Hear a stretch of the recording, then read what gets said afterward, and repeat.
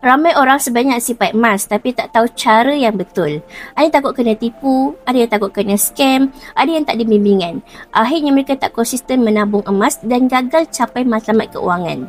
Fiza Al-Adili yang lahir pada G100 Network diasaskan oleh Tun Haji Muhammad Zulkifli Syafiee, iaitu penulis buku bestseller Wang Emas dan Misi Bebas Hutang. Dengan support pada Public Gold, G100 dah berkembang ke Malaysia, Indonesia, Singapura dan Brunei.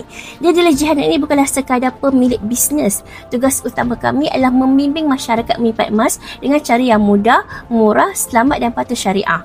Bukan itu sahaja, dekat dalam G100 ni ada sistem pembelajaran yang lengkap untuk sesiapa saja yang nak ubah hidup. Sama ada sebagai penyimpan emas ataupun dealer yang nak capai time money freedom serta ingin pension awal daripada hidup makan gaji. Tim G100 dah sediakan support sistem, ilmu, circle dan network yang positif serta mentorship yang percuma. Bayangkanlah kalau kita ni masih lagi bertangguh untuk mula simpan emas hari ini. Sedangkan dah ramai yang selamat simpan emas dan ada juga yang capai impian keuangan mereka. Rugi tau kalau kita terlepas peluang hanya sebab kita tak bermula. Sebab itulah kalau tuan-puan nak betul-betul mula menabung emas, jangan risau, Fiza akan bimbing step by step cara dia macam mana. Bagi yang berminat untuk mulakan tabungan emas, boleh isi borang set up dekat bawah tu ataupun tonton video Fiza Dipin untuk cara bermula. InsyaAllah Fiza akan bantu tuan-puan sebaiknya.